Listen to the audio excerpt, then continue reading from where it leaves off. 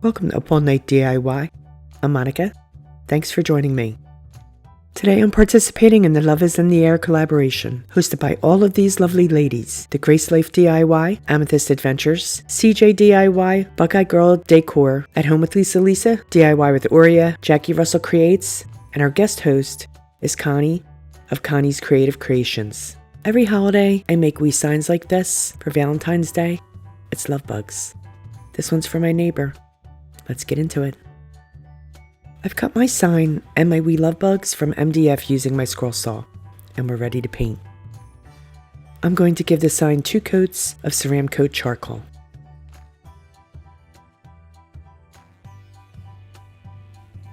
My neighbor has 5 grandkids, so I'll paint 1 love bug for each. I'll use charcoal to paint their heads and part of their body. Let's get a couple coats on each.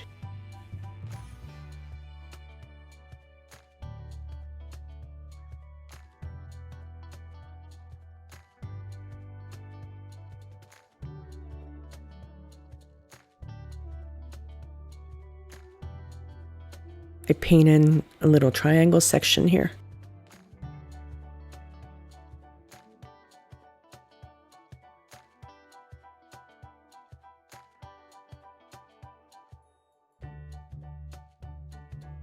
The buggy's wings will be painted with CeRAMCOAT watermelon. That's my go-to red.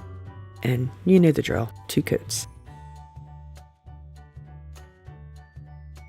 With my silhouette, I cut some little black vinyl hearts. I thought it would be sweet as there's spots on their wings. Each bug will get 9 hearts, and I'll place them strategically for maximum cuteness. 3 across the top, and 3 on each wing.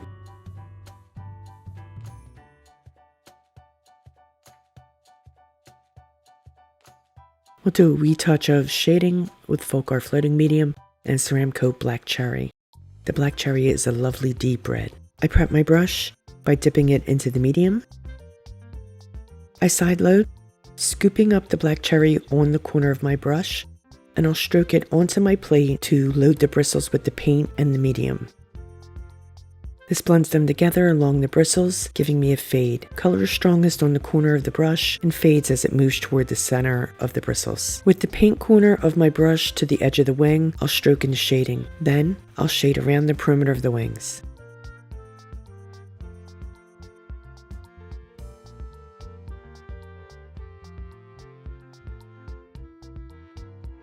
And so it goes, I'll shade each set of wings just like this.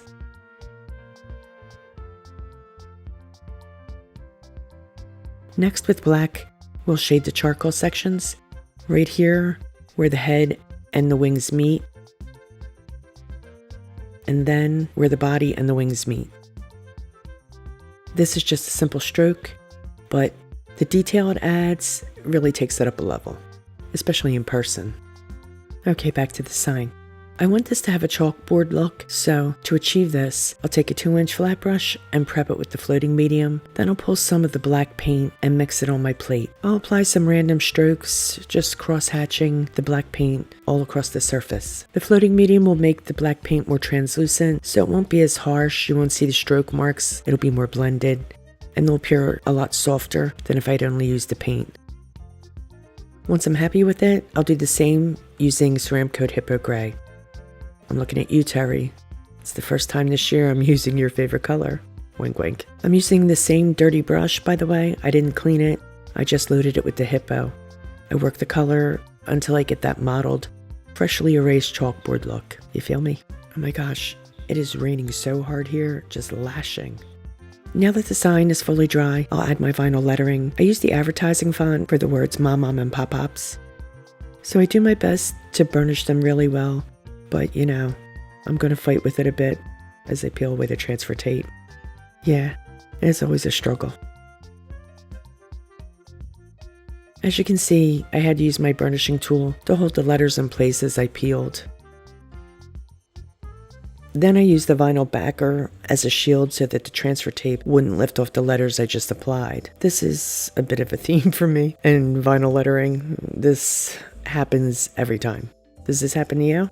Or is this just a me thing? Finally. Anywho, the love bugs stuck no problem. Go figure. I use the action font for these And I'll link the fonts in the description box in case you're interested. You know that I like to be a bit extra, so I'm adding a drop shadow on the left side of the lettering, watermelon for the white letters, and I'm using a small liner brush to add a thin line just along the side of the lettering.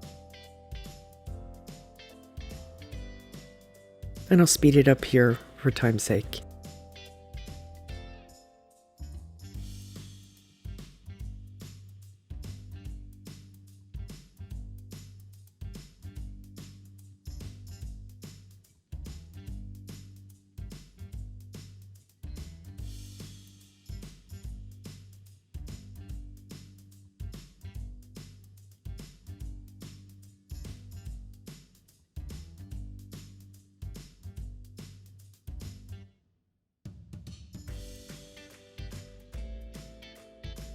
I'm using white along the red lettering. Adding the drop shadow really makes the letters pop. Gives them a little lift, don't you think?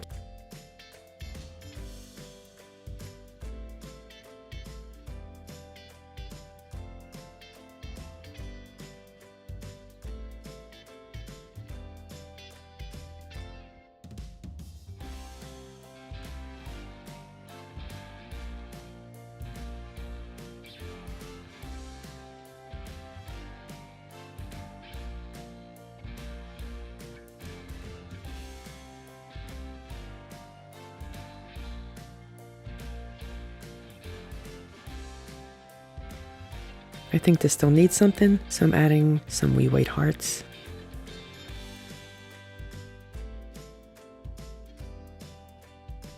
I use a 1/2 inch flat brush to add white checks around the border. Now what I do is I put my first check in the center, then I do the 2 end checks, then I put a check in the middle of the center and the end check, and then in between those. Well, you could say what I'm doing. I find it's easier for me to keep the spacing equal doing it this way. Maybe you have another way that works for you. Let me know.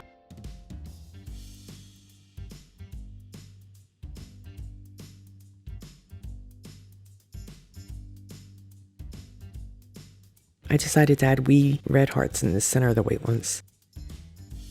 Now I'm adding white highlight lines to the bugs, and I'll dip dot the hearts too. Pull that white in.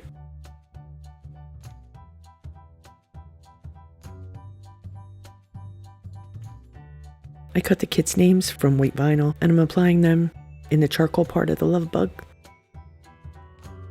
Funny enough, the names went on no problem. I just love it when it's easy. I drill a hole top center for my hanger and 3 across the bottom for the bugs. 2 of the bugs will get 2 holes, top and bottom, because they'll have a bug hanging from them. Well, you'll see. Now I drill holes in the bugs. Before I assemble, I'll spray my pieces with clear matte sealer, which will give them a nice finished look, and it'll protect them too. To make the hanger, I cut a length of 19 gauge wire. I'll wrap it around a paint bottle, crossing it close to the bottle, and I'll twist it all the way down. And I'll leave about an inch at the bottom open.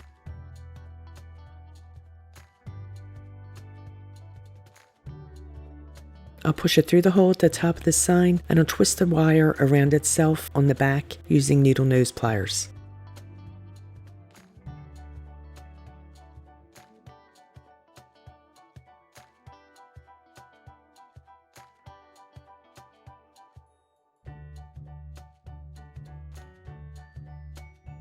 I cut wire, I don't know, about 3 or 4 inches for each bug, and I'll push it through the hole, bend it up, and then twist it in the back.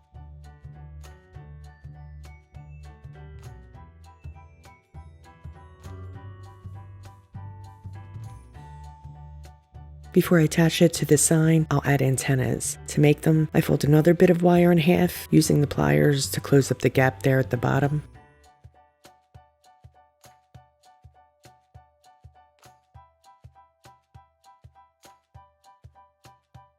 And then I'm just going to use my staple gun to staple them into place.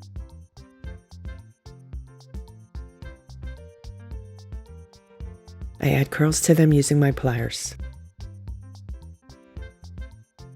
I know in real life ladybugs don't have antennas, but my love bugs do. I actually wound up adding an additional staple to each antenna because they were shifting around, so the extra staple helped keep them in place. And then I just add them to this sign, folding the extra wire down to make a hook. And as I mentioned, the 2 end bugs will have bugs hooked to them too.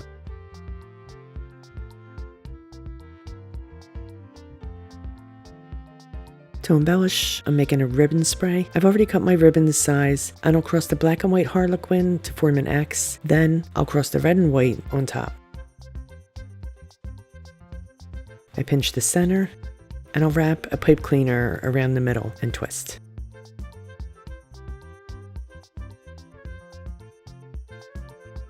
I like making this type of bow for signs like this. I think a full bow might be cumbersome, where this is just the perfect size. I think it has the same impact without being as heavy. Also, if you're low on ribbon, this uses a lot less than a full bow would. So now I'm just going to fluff it out, and I'll attach it to my hanger.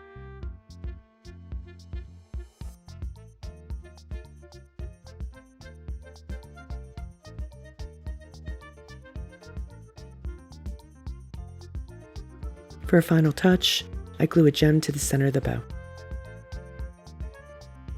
I love making these seasonal signs. They're really fun gifts for grandparents, parents, aunts, uncles, and you can always add more charms as your family grows. Well, I hope you liked today's love bugs. Let me know what you think down in the comments. I'd like to thank all of the talent ladies that brought us together.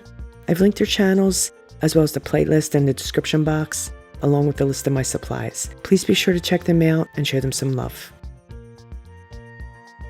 Please like, share, comment, and subscribe, and all that good stuff. Stay creative, my friends. Thanks for hanging with me. See you next time. Up all night with Monica.